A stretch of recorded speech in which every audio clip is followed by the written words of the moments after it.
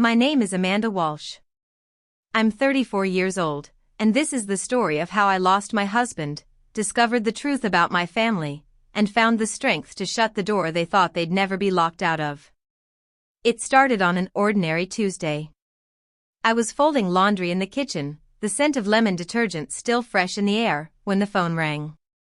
At 10:32 a.m., I got the call that split my life into two timelines, before and after. My husband, Ben, was dead. A heart attack. Sudden. Massive. He collapsed during a client meeting at his firm in Flagstaff. Gone in 10 minutes.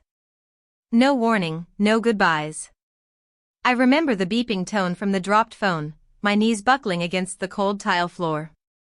I remember Harper's half-finished glass of milk still sitting on the table, and the napkin Ben had used to wipe syrup off his daughter's cheek, now lying limp beside the breakfast plate. Everything was still there. Except him. We met when I was just 21, lost in my own skin, halfway through a psychology degree at Northern Arizona University. Ben was 23, magnetic, studying industrial design. He was the kind of person who made you feel like the world had soft corners. We fell in love slowly, like leaves drifting to the ground in autumn. One night, he proposed by hiding a ring inside my favorite Carl Jung book. It was quiet, intimate, us. When we got married at 24 in his parents' backyard in Sedona, we had nothing but hand-me-down furniture and dreams. But those dreams were enough. Ben was more than my partner. He was the anchor I never had growing up in a home where love was conditional, always measured against obedience or success. My parents, Carol and Fred Miller, believed in appearances. My younger sister Clara was their favorite project. The golden child with a gallery opening every 6 months and a birthday party for every major moon phase. I was the dependable one, quiet, competent, convenient. Always there when needed, never the center of attention. Ben was the only person who saw through the cracks in me and called them beautiful. We struggled with infertility for years, 2 miscarriages that nearly shattered me. But Ben, he never let me stay in the dark. Our babies lived in us, even if briefly, he would whisper, holding me like I was both fragile and unbreakable. Then Harper came. Our miracle baby. Born on Ben's birthday. It was as if the universe gave him the greatest gift he never dared to ask for. He was the best father, never missed a school play or Sunday pancake tradition. When his company offered him a big promotion in New York, he turned it down after one question: will Harper still get to ride her bike in our park? The answer was no. So he stayed. And just like that, now he was gone. At the hospital, I stood frozen while the doctor delivered the final verdict.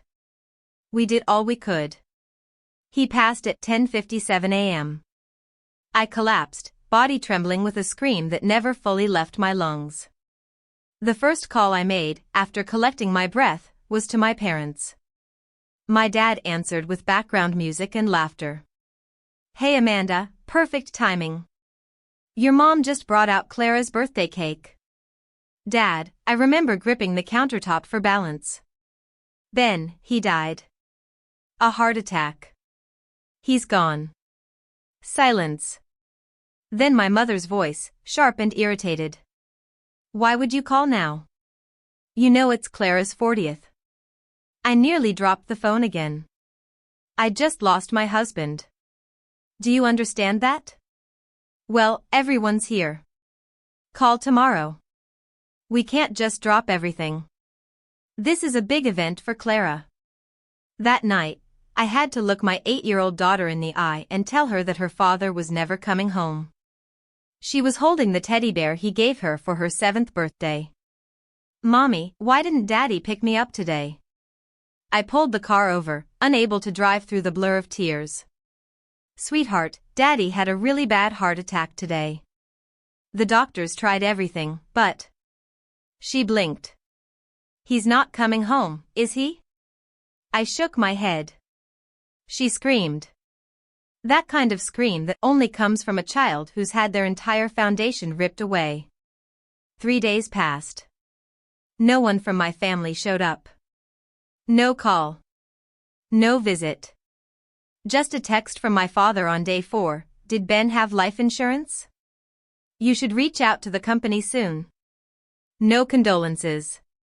No concern. Just a thinly veiled check-in to see how profitable my grief might be. When the funeral came, it was a quiet, rainy morning in Flagstaff. Harper wore her father's favorite color, navy blue. She tied her hair the way he used to do it for special occasions, with a little purple ribbon he loved. She handed me a dried sprig of lavender before we walked into the church. "It's Daddy's favorite smell, right, Mom?" I nodded, too full of ache to speak. Ben's family was there, his mother Marianne, father Albert, sister Josie. They carried our pain like it was theirs. They held Harper, helped set up flowers, made cookies, small acts of kindness that made the silence in my own family even louder. 15 minutes before the eulogy, my phone buzzed. My mother, stuck in traffic, trying to get there as fast as we can. They arrived during the closing hymn, Clara's beige top perfectly ironed, perfume so strong it made my head spin. No apologies. "Clara spent over an hour picking out that outfit," my mother whispered. Thank God we didn't miss it all. I didn't even respond. Harper sat beside her cousin, shoulders trembling, still clutching the lavender. I saw the way she blinked furiously to hold the tears back. At the memorial table, I overheard my father muttering to Uncle Mike, "Ben had a solid salary. That insurance must be worth quite a bit. Amanda will be fine." Fine? I wanted to scream. To shake them. But I stayed still. Because in that moment, I realized something for the first time. They weren't there for me. They weren't even there for Ben. They were there for what they thought they could take. And that was the moment I knew they'd made a mistake.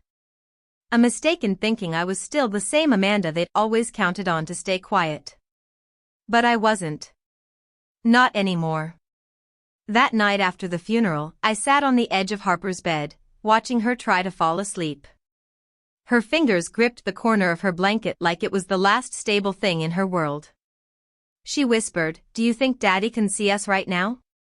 I swallowed hard. "I think, if love could keep people here, your dad would never have left. So yes, baby. I think he's still with us. In the way the trees rustle, in the way lavender smells, and in every time we laugh again." She nodded and finally drifted off. But I didn't sleep that night. I couldn't. My phone buzzed at 2:13 a.m. A message from Clara, "I know this is tough, but maybe this is a good time to think practically. You can't grieve forever, Amanda." I stared at the screen in disbelief. The next morning, I got the knock. My parents. Standing on my porch. Not with flowers or soup or a card. But with that particular gleam in their eyes, the one I had seen when they negotiated for discounts at wedding venues, or when they helped Clara get that second art studio by convincing a loan officer with exaggerated charm. My father, buttoned up in his favorite golf polo, looked around the house as he stepped in, noting the new sound system Ben had installed just a month before. My mother walked through the living room like she still lived there, trailing her fingers across the edge of the mantel as if inspecting for dust. "I see Harper's at school," my mother said, like it was a relief. "We wanted to talk, privately." I poured tea, my hands trembling, already knowing this was not a visit of mourning. Then my father said it. "We wanted to talk about the insurance." I blinked, silent. "You're still young," my mother added, "and Harper will have years of expenses. But we think it's only fair that you consider the family."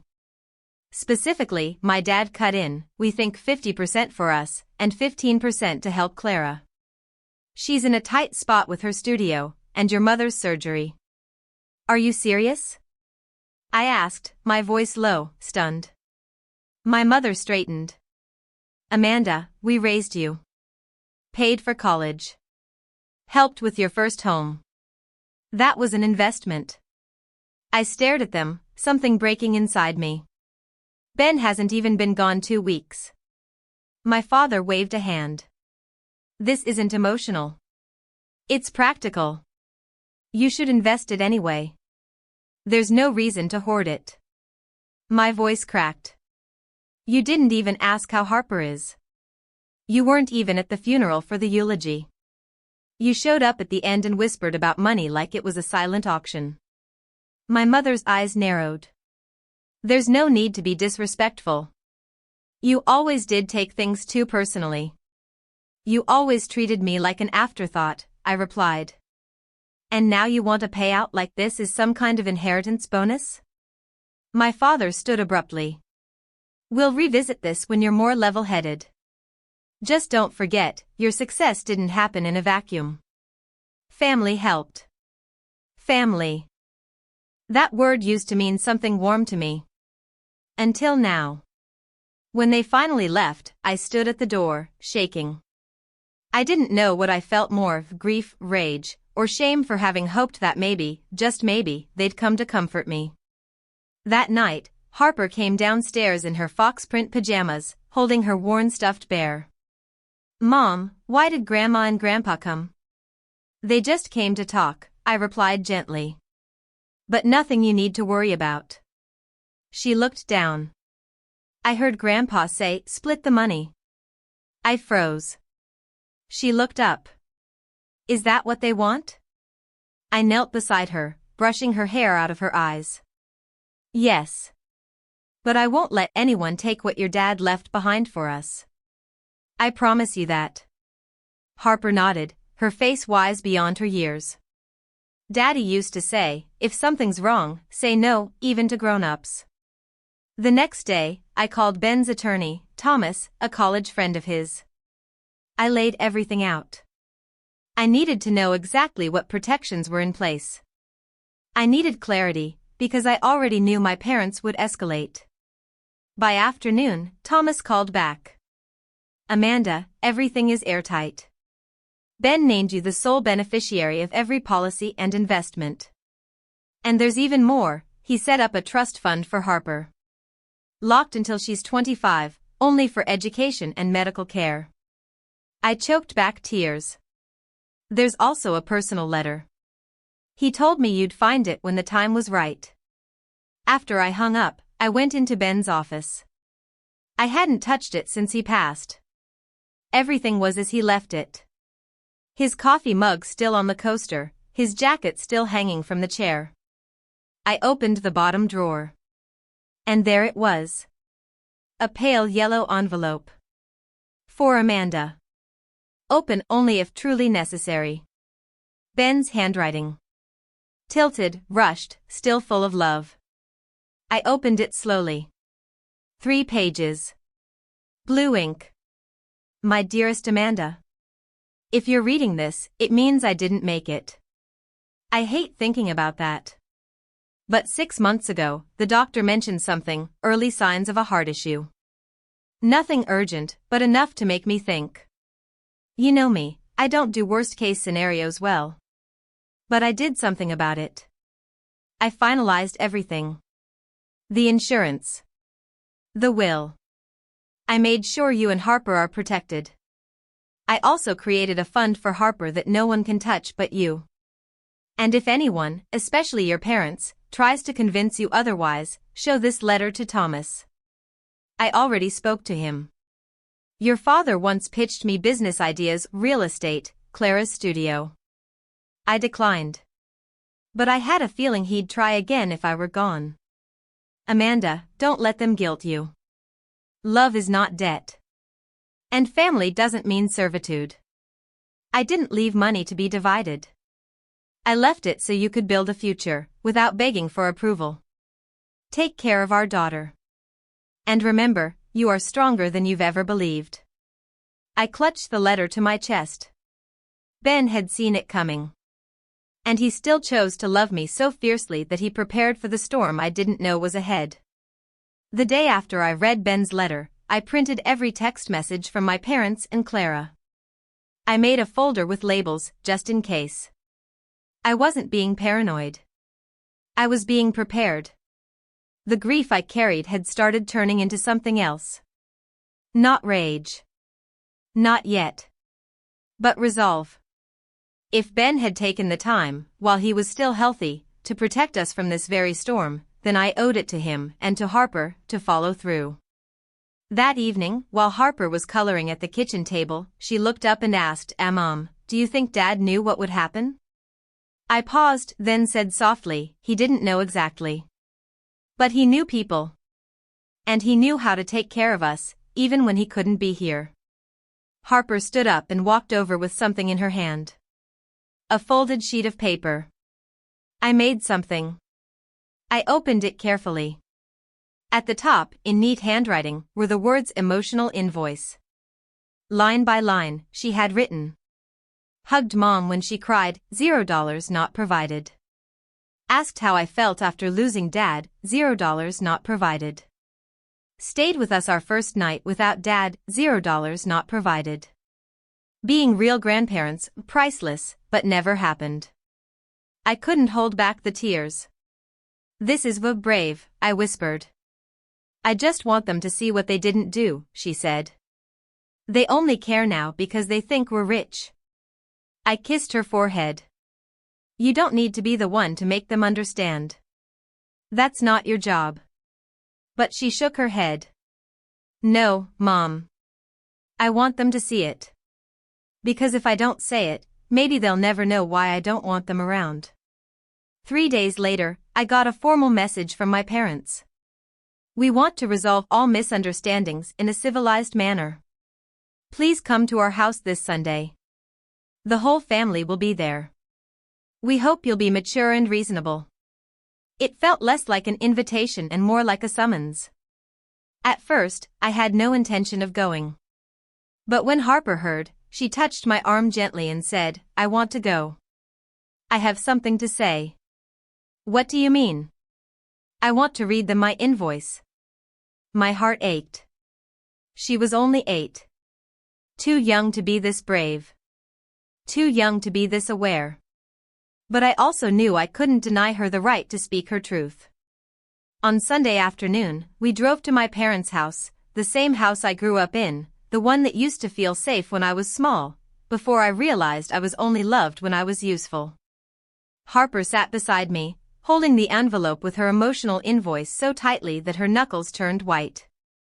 The driveway was packed. My Aunt Lisa's car. Uncle Paul's SUV. Even Clara's husband's ridiculous sports car.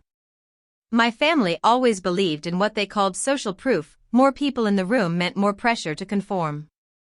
My mother greeted us at the door in a burgundy velvet dress, her makeup perfect. She kissed the air near my cheek. Hello, girls.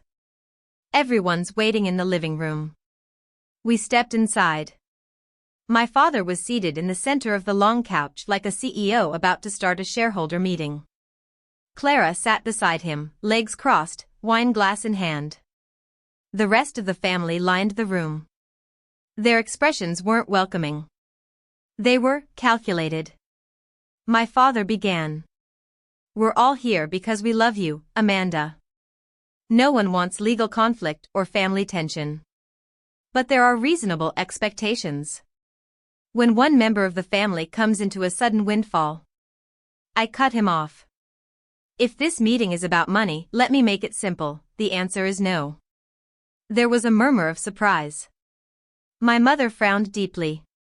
Amanda, don't be childish. We raised you, helped you through everything, your education, your wedding, your first home. All of that was from us. Clara rolled her eyes. When it benefited you, you had no problem taking. But now that we're in need, you shut the door. I stayed standing. Harper moved closer, still holding the envelope. My mother's voice rose. Everything you have is because of this family. Don't forget that. That's not true, I said. Everything I built with Ben. And no one in this room has the right to touch what he left for his daughter. Then Harper stepped forward. She unfolded the paper, her small voice clear. I call this the emotional invoice. Everyone went still. She read each line. Hugged Mom when she cried, $0 not provided. Asked how I felt after losing Dad, $0 not provided. Stayed with us our first night without Dad, $0 not provided. Being real grandparents, priceless, but never happened. Then she added, if you're here because you love us, okay. But if you're only here for money, this is what you earned. The silence that followed was deeper than anything I'd ever experienced. Clara's mouth opened, but no sound came out. My father's face turned crimson. My mother clinked her wine glass down too hard and looked away. I gently placed a hand on Harper's shoulder. Can we go now? As we walked out, Harper turned back once, not to wave, not to smile, but to say one thing. Dad always said, people show you who they are when you have nothing left to give them. That night, I blocked every number from my parents, Clara, and even a few extended relatives. But 2 days later, they found a new tactic. Unknown numbers began texting me. You can't be this heartless. It's just money, Amanda. Only you would use a child as a shield. The guilt campaign had begun. But I wasn't bending. Not this time. Not for them. It didn't take long for the guilt tripping to evolve into veiled threats. The morning after Harper and I read her emotional invoice to the entire family, I received a formal envelope delivered to my door.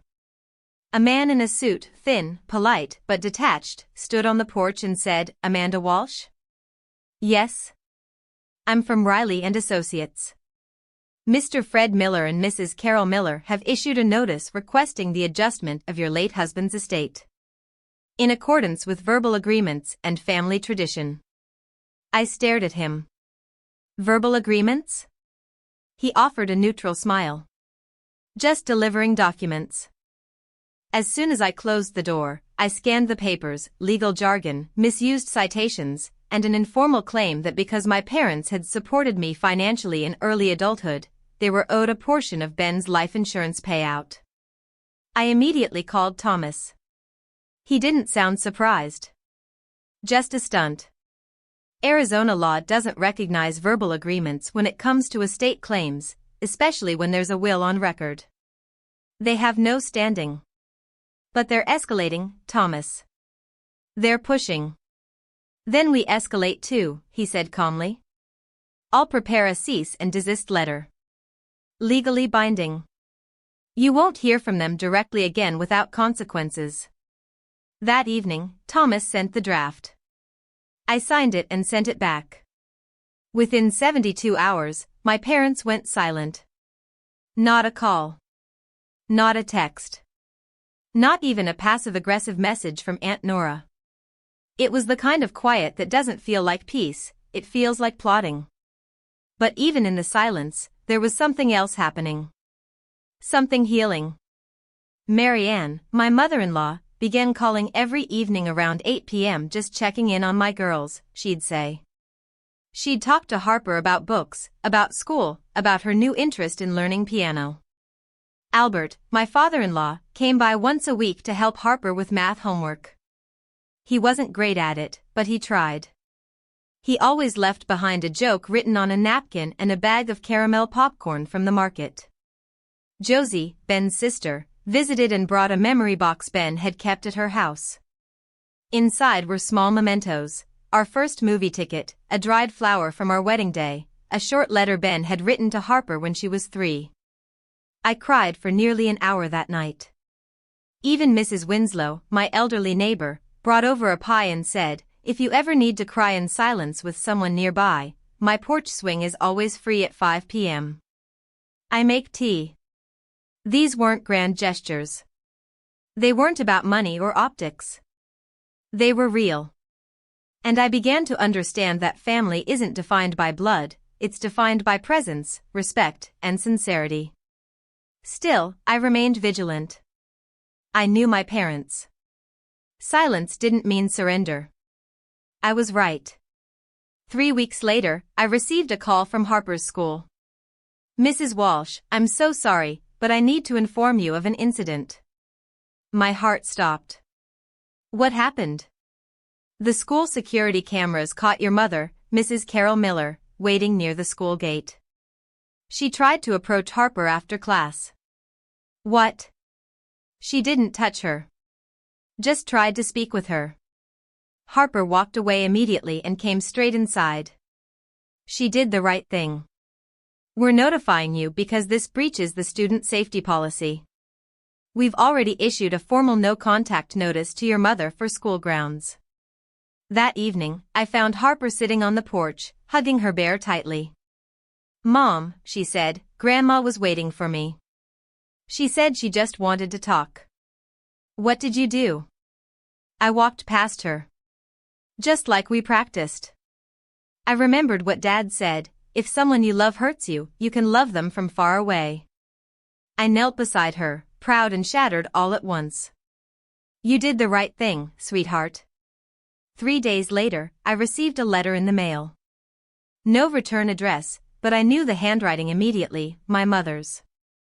Inside was a single-page note. Not defensive. Not demanding. Just different. I'm not asking for forgiveness. I just hope for a chance to say something honest. When your father said reclaim what's ours, I agreed.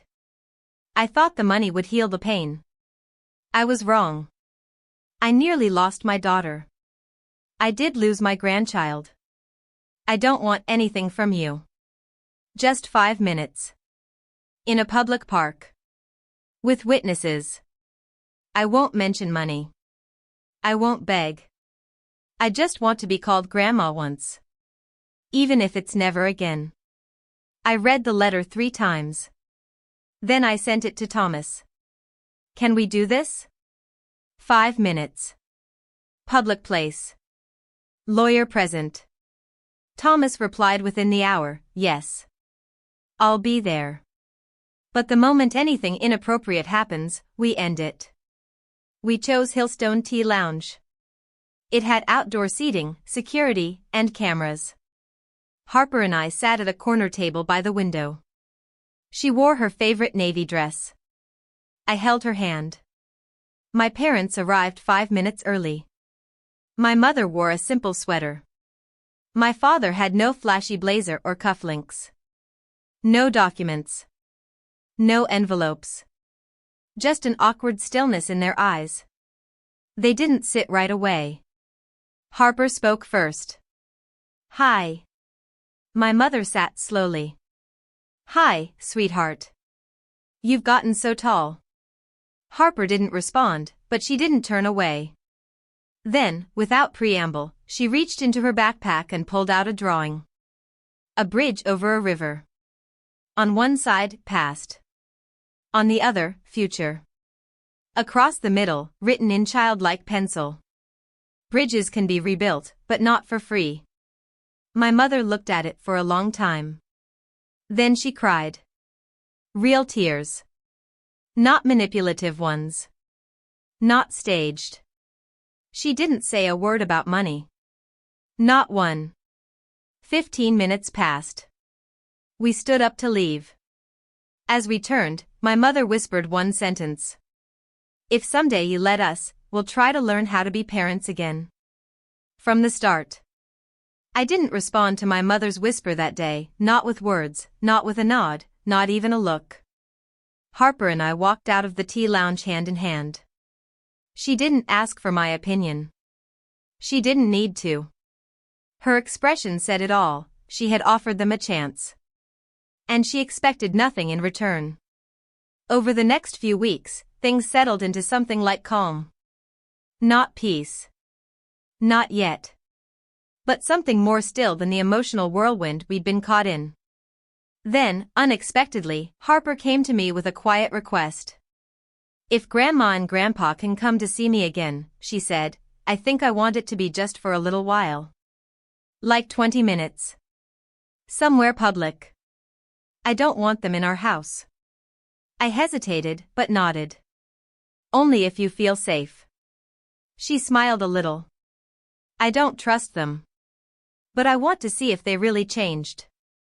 So, I agreed. Thomas stayed informed. Every meeting took place in a cafe or park, never more than half an hour. I was always present. And, surprisingly, my parents respected every boundary. No bribes. No pity speeches.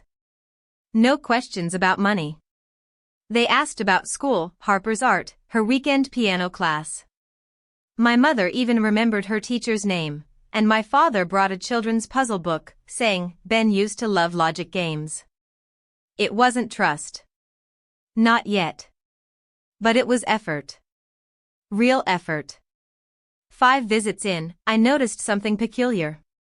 My father brought a small, worn notebook to one of the meetings.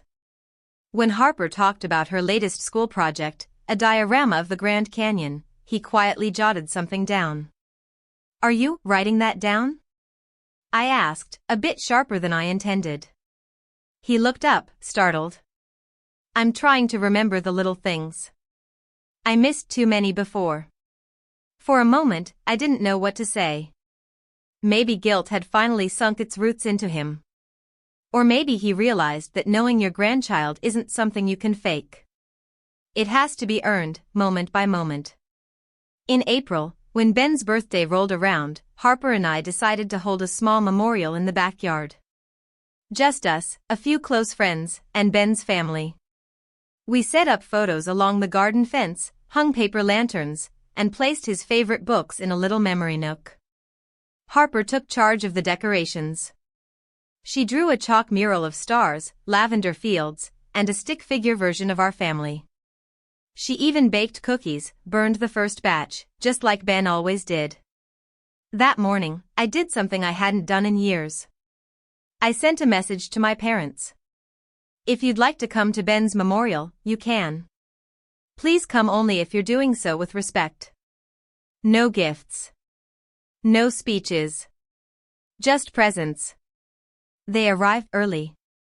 My mother wore a modest gray dress, no excessive jewelry, no perfume cloud.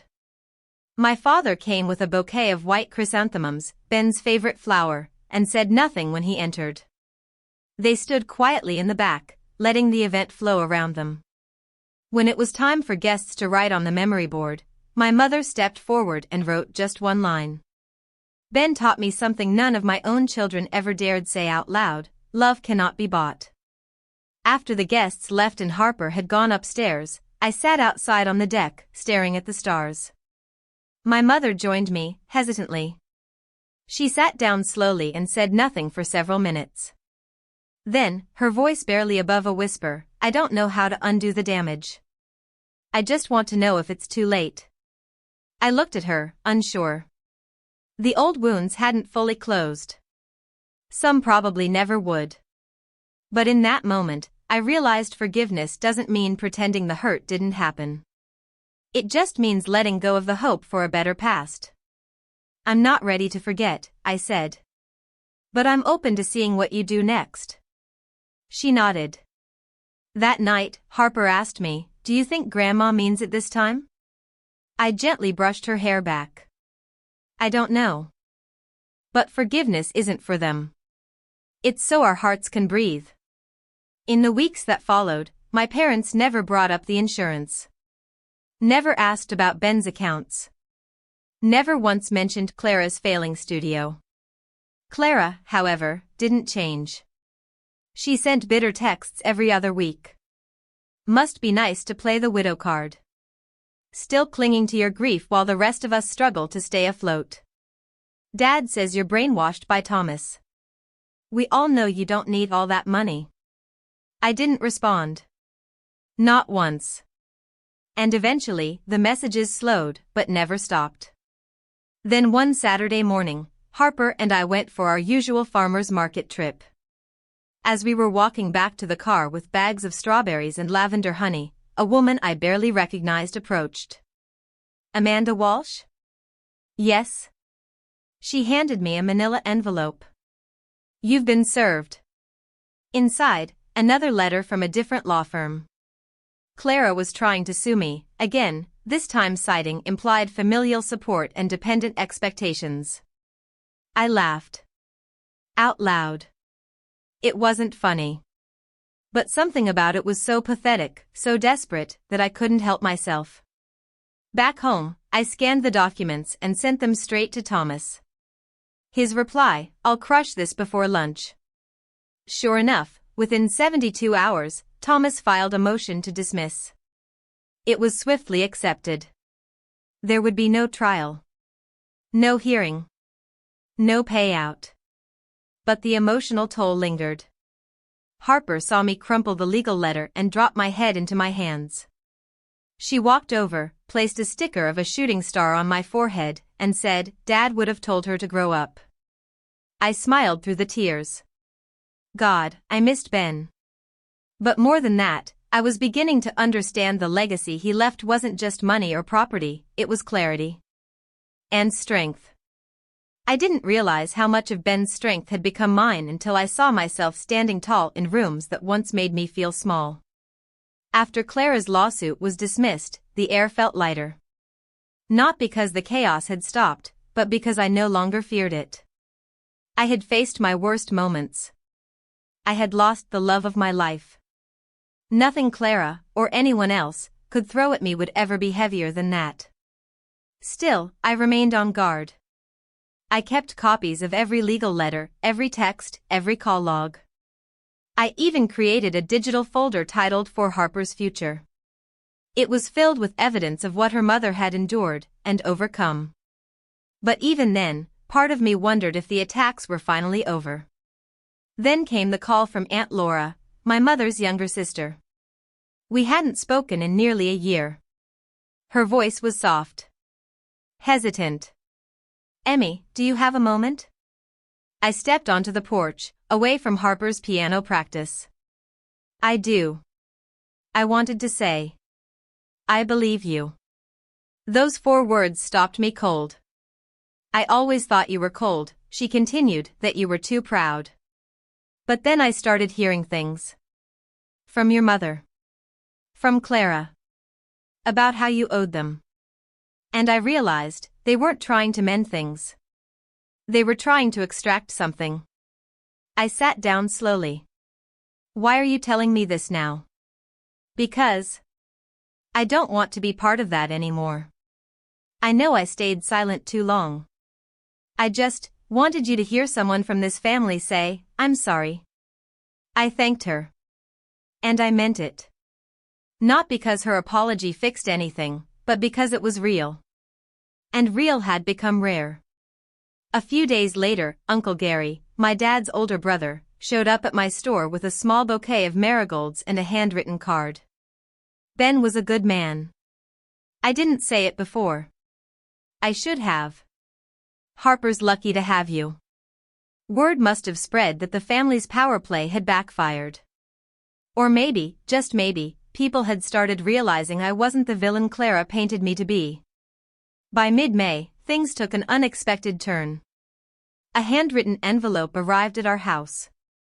No return address. The writing was shaky, uneven, but familiar. Inside was a note from my father. "I won't defend what we did. But I want to be honest. When your mother and I heard about the insurance, we panicked. We thought, stupidly, that money could fix everything we failed to give you before. We were wrong. I'm not asking for a clean slate. I'm just asking to try again. Maybe not as parents, but as humans who miss their daughter and their granddaughter."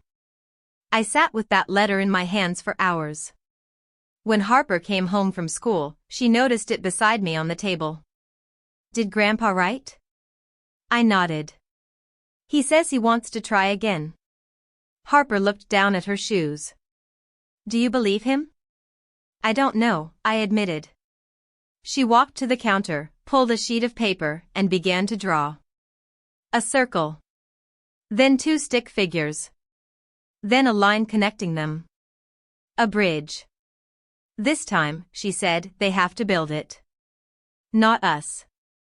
That evening, I wrote a short message to Thomas. One final meeting. At the community center. Public. 30 minutes. Harper and I will attend. If it goes sideways, it ends immediately. We set the date. That Saturday, Harper and I arrived early. She wore a lavender dress. I wore the scarf Ben had given me on our first anniversary. A little armor wrapped around my neck.